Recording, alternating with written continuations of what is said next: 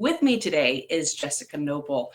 Jessica Noble is a leader within our business consulting practice at Huron Consulting. She also is an organizational change management guru and one of my favorite people to talk to. So Jessica, welcome to Lightning Leadership. Thank you for having me. Looking forward to it. Absolutely. Let's talk about AI and organizational change management. How is AI changing organizational change management? What do we need to know? Good question. I think most people would say organizational change management is the antithesis of AI and that we should shun it because people and machines. Yeah. Antithesis. Oh, that's a good one today. Yep. And people, I think, expect AI to just enhance tools, maybe some of the surveys and communications and how we track the changes that are going to happen. Yeah. But the shift is so much deeper, or at least it needs to be so much deeper. Traditionally, OCM, I'm going to refer to it like that, organizational change management is a lot. Traditionally, OCM has managed adoption of the changes that you decided at the outset of a project. And it's usually pretty reactive and it's event-based. Very much so. Maybe around like an ERP implementation. Yeah. Or an acquisition or something like that. Yeah. Yeah, exactly. And AI, as we all can feel firsthand, is accelerating the pace of change. And it's really too fast for that model of reactive and event-based to really keep up. OCM of the old days is not enough. So the new role of OCM, in my opinion, is strategic design. And that's building adaptability into organizations. Some organizations think about it in terms of being agile. Others think about it in terms of being resilient. And I would say both of those are key elements of an adaptable organization. So it's not about managing just the ERP rollout or another system enablement. Yes.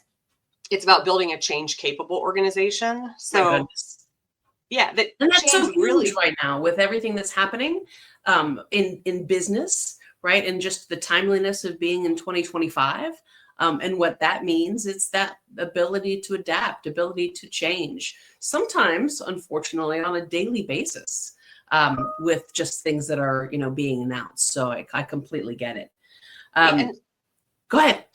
Well, I was going to say, and so that then change isn't just always this reaction and distraction, but it becomes just part of the muscle of what we do. We adapt to change. Maybe it's even energizing as we're keeping up or sometimes cutting ahead. And that's really where OCM shifts from just driving adoption to engineering responsiveness, how we respond to what's needed next. And OCM becomes even more of a competitive advantage. So not just a support function and not just a facilitator of change and adoption, but a multiplier. And not just a method of, like I said, promoting adoption, but also of gaining and retaining alignment and adaptability. And that is where strategic change management is headed from my perspective. Awesome. Thanks. Next question. What's a long-standing assumption that AI is challenging within OCM? Oh, well, this one's a little bit personal. All right, we're going to go there. Let's go. And this is around resistance. And that resistance is a bad thing. And it really, you have to have resistance. You need resistance. And I'll get into a little bit of why I personally feel that way, but I'll just kind of start out with resistance is very, very powerful. And it can be super helpful if you explore it. Yes. And you get curious and you leverage the insights you gain from that. I'll take that. I've never been resistant for anything. So, me always either. going to go with the flow kind of gal. Yeah. I'm the first one to just say, when and where do you want me to adapt to change? Oh, that's a good one. Is that a call? Are you getting a caller calling in? Is it my dad to say? Is it anybody I've ever known in my life? It's like, Jessica. But people so often treat people who are resistant like they're not on board. No, that's real. Right. And so much of resistance is actually rational. You know what? It is. It is. It's asked, you know, I think there's times in our lives, right, where we've been able to question, and sometimes there's times where we're not able to question. But it's just that I think that there's having a little bit of resistance and questioning why something's happening or why the rule is in place, or, you know, what can I do? How can I influence? How can I, you know, what piece of the puzzle am I missing? Right. And all of that comes, I think, you know, with change management, but from a communication flow and a know what you need to know, and a tell me what I need to know, tell me a little bit more. Keep me involved, keep me engaged. Yep. And I'm going to push it a little further, because I think it's fairly common to say, okay, they're resisting. Let's communicate more and maybe train better. But maybe we should find out why they are resisting it. Is it because it's unclear what the purpose is? Or maybe the incentives you have laid out aren't aligned with the change. And so now you're actually going to start breaking my ability to earn the incentives the way you've laid them out today. Well, and then you also have the trust factor, right, mixed in with that as well. Trusting an organization that is going through a lot of change, understanding that, you know, basic human needs, right? What's in it for me type scenarios may or may not have been addressed. Absolutely, you know, critical within an organization. So tell me about how impacting resistance in AI, how those are going. Yeah, so I think much like we saw in the pandemic, you get the cognitive overload.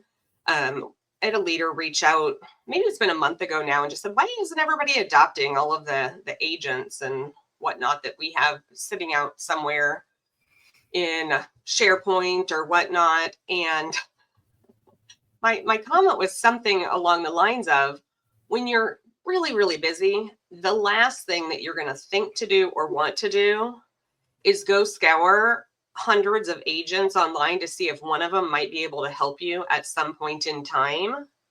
And so they're busy with that. And then you're throwing in more agents and AI, whether that's agents, co-pilots, bots, built into GPTs. But we're not prioritizing correctly. Sometimes there's not even a clear rationale. So we're building things that aren't even relevant or the most important things. And so you have AI over here, people that are resisting change in general because maybe they don't even understand what their role is related to AI. Sometimes it's a little bit more clear in consulting because we're using them to benefit our clients. Yes. But that's not always the case. Sometimes it feels like the agent or whatever the AI, the form it takes, is encroaching on our role. And we don't have clarity on how our role is actually being augmented, not consumed by AI. And then maybe we don't even have feedback loops to say, this agent doesn't even actually do what I need it to do. Mm-hmm. Or there's other issues that were being overlooked or minimized. And we're saying, that's not even helping our clients, or that's not helping, you know, the department over here, or it's not helping me. I know you think it is. It is not. And there's not an outlet to raise that. And so people, you feel like they're resisting when they're that frustrated. Yeah. Information overload, I think, is an interesting topic, right? Specifically this year, because there's so much with AI and with news channels and with businesses in the stock market, right, that's coming at us, and it's coming very quickly. And having enough information, I think, to make a decision quickly or even timely, I think is just absolutely critical. Interesting. I have a question for you, completely and totally off the cuff. I like it. What percentage of businesses do you think are using AI in some capacity today? What percentage of businesses are knowingly using it? Oh, that's a good one. Yeah, knowingly, maybe, and unknowingly. Yeah, so I would say the majority of businesses, whether they know it or not, are using it. So even if we think about tools like Gmail, or your systems, your ERP, your QuickBooks, any of those things, a lot of them have that built in. Your CRM, they have AI built in. So whether you did an implementation that said, hey, we're going to implement AI, the systems you rely on every day, many, and I almost lean towards most, are incorporating AI to some degree. So from that perspective, now, how many are doing intentional initiatives that are AI forward and it is focused purely on that? That's I would a different say, story. and I would say it's really, really messy. And I think what they're seeing is a lot of these grandiose ideas around AI at a lot of companies aren't terribly effective yet. It's the 80-20 rule of we spend all this time and money on all the things AI, and then we look back and say, you know what? A couple of those things were phenomenal, and they are delivering value left, right, and center. And a lot of it was just noise and junk. I mean, just remembering that, technology is a tool, and how we choose to use the tool to solve a business problem, right, is key. So next question, we're going to jump to the next question. If you had to build an organizational change management team today, knowing what we knew about AI and kind of pulling in all of the past plus AI, who would be the first person you'd hire, and tell me how you maybe put together that team? Yes. So I actually have 3 things that I would look for. Only 2 of them determine who I'd hire, but the other might determine what I would do after I hire them. So I'm going to look at 2 different things. Are they shift capable? Can they make a shift in their role, whether that's to leverage more AI, to deal with or handle effectively, whether it's new types of clients, new product lines, the next generation of workers? I want to know, are they capable of making shifts, especially if I come to them and say, hey, the way that you deliver value today, your role, your title, all those things, that's going to fundamentally shift tomorrow. I want to know that they can rethink everything and find their footing again. So that's the first thing. I love that, actually. I really love that. Go ahead. I'm already excited. Yeah. So the next is, are they shift willing? Are they willing to make the change, to rethink things, to learn new things, to develop some AI fluency? And when I say that, I don't mean everybody needs to learn everything about AI, but do you understand the context? Are you willing to learn what your role looks like in that context, what you do need to know about AI for your role, and all of those pieces of willingness? And willingness, this goes back to the resistance. It's worth it to me to explore if they're resistant, to see, are they willing and curious? Are they willing and risk identifiers? Are they all those things that people oftentimes treat as resistance? And then if they're like me, I'm going to say this was like me in my teens and 20s. We'll pretend like that's true. And that is, if you treat me like a resistor when I'm actually raising risks. Yes.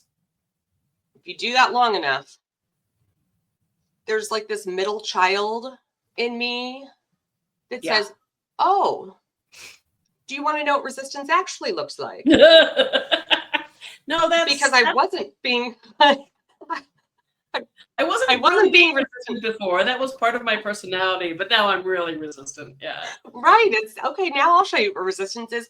And that's when organizations, those people go underground. It's the same when I have a lot of companies, they'll say, actually, we haven't really heard anybody who doesn't agree with X, Y, Z idea. And they'll keep talking. And I'm thinking, I don't care if that's the best idea, most well thought through in the entire world.